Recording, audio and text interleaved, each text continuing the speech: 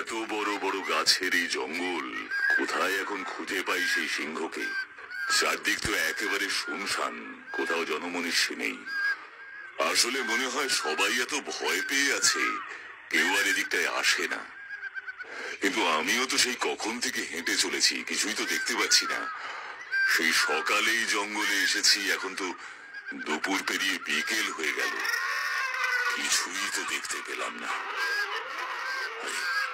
মনে হচ্ছে সামনে একটা জলাভূমি আছে, দেখি তো এগিয়ে একটু। বাবা, পাখিগুলো কি আমাকে দেখে ভয় পেয়ে গেল নাকি?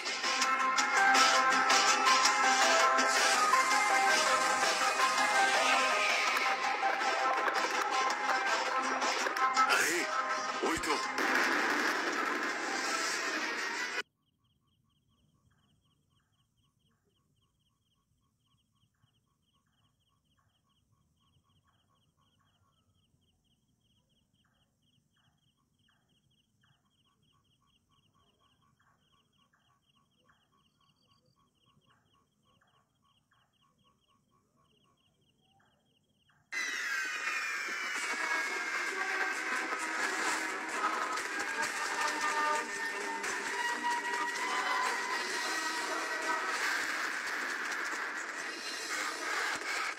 সিংহটাকে কিছুতেই চোখের আড়াল করা যাবে না।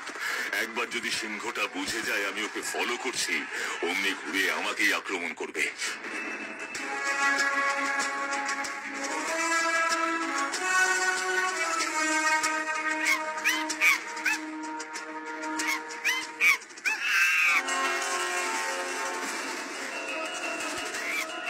এখিরে, তুই আবার কোথা থেকে এলি? তবে রে, সিংহটা কোথায়? যা, এত কষ্টে যাও বা দেখা পেলাম বনের রাজামশাইয়ের, কিন্তু কপাল দোষে তাও আবার খোয়া গেল। একটুর জন্য নাগাল পেলাম না সিংহটার। আর এই সুযোগ হারালে চলবে না, আমাকে ধরতেই হবে। গভীর রাতে ওই টিলার সামনেই যাব আমি, হ্যাঁ, আজকেই যাব।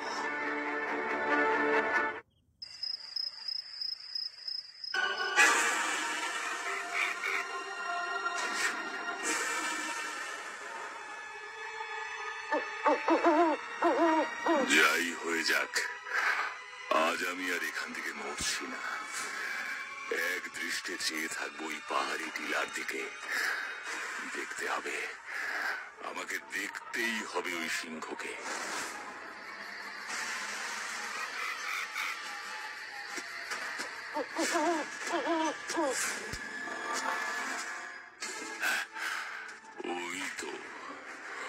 ওই তো সেই সিংহ, আমাকে এবার দেখতেই হবে। ওই তো, ওর মুখে একটা পুটুলি।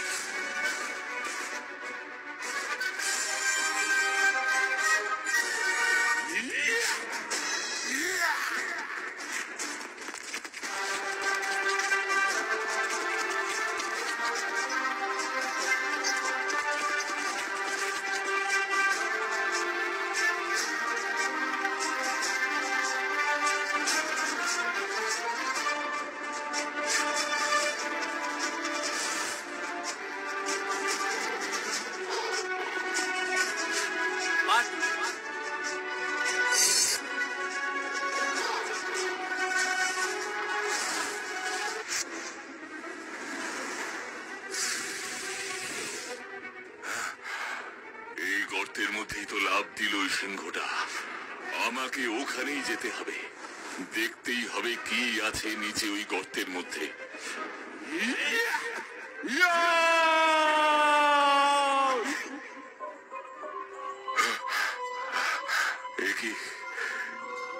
এ আমি কোথায় এলাম? এটা তো একটা পুরনো মন্দির, কিন্তু ওই সিংহটা কোথায়?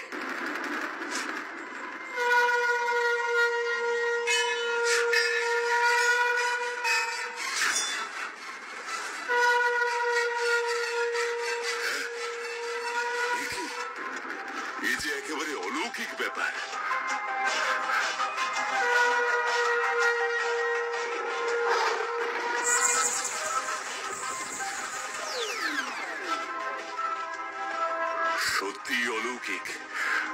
তো নিজের চোখকেই বিশ্বাস করতে পারছি না। এই সিংহটা জীবন্ত অবস্থায় এইভাবে চোখের সামনে পাথরের হয়ে গেল। তাই মনে হয় এই অলৌকিক সিংহকে কেউ ঘুম পাড়ানি গুলি ছুঁড়ে স্পর্শ করতে পারত না। মাগো, তুমি আমার প্রণাম নিও।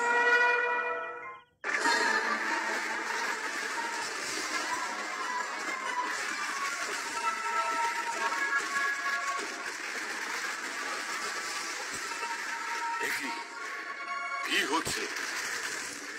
এ কি ভূমিকম্প?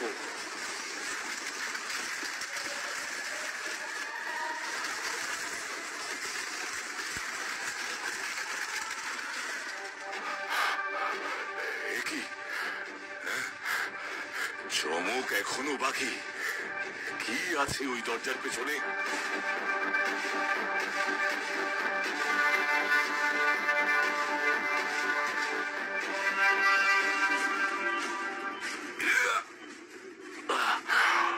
বহুদিনের পুরনো দরজা, তাই মনে হয় খুলতে পারছি না। আমাকে একটু অন্যভাবে খুলতে হবে।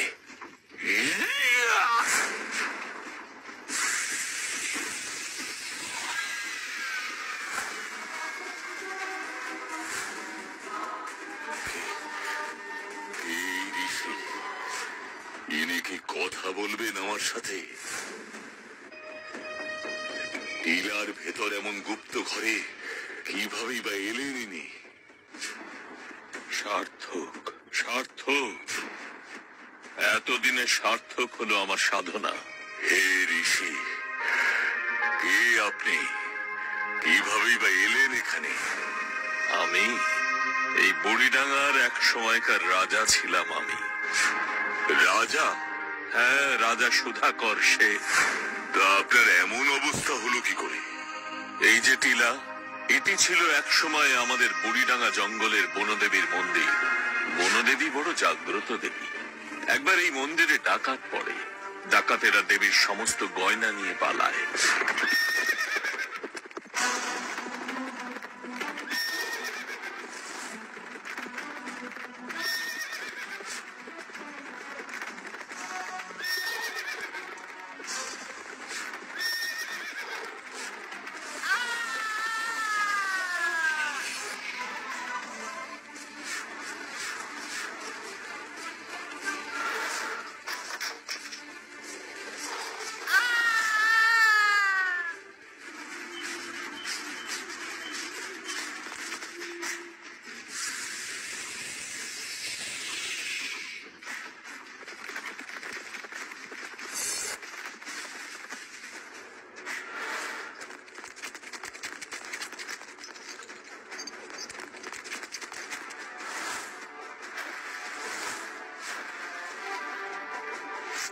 কিন্তু অলৌকিক ভাবে বুড়িডাঙ্গার জঙ্গলে এক সিংহের আক্রমণে ওই ডাকাত দল ধ্বংস হয়।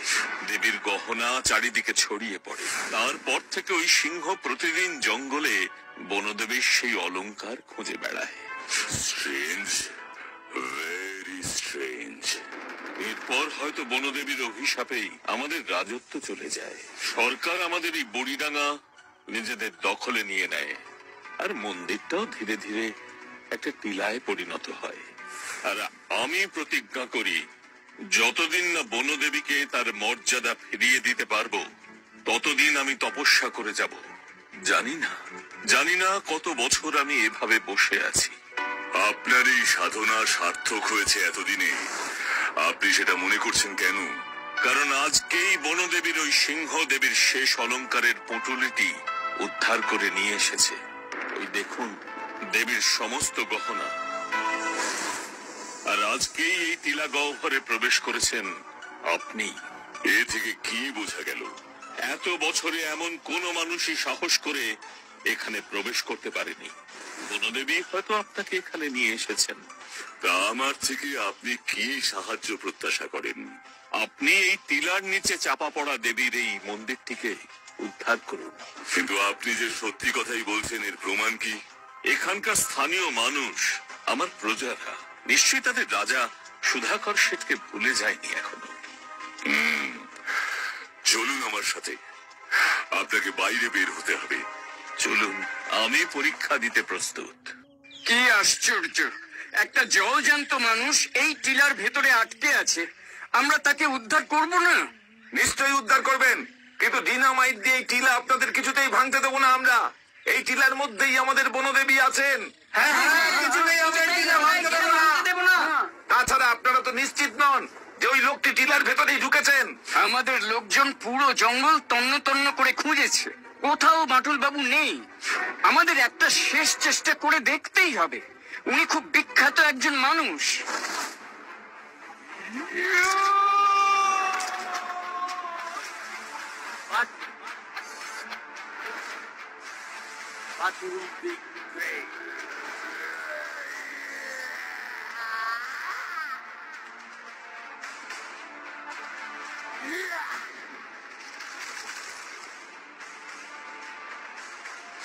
বাটুল বাবু,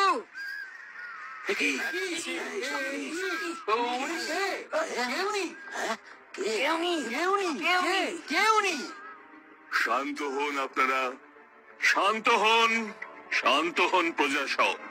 এই সাধুকে আপনারা চিনতে পারছেন? রাজা বাবু,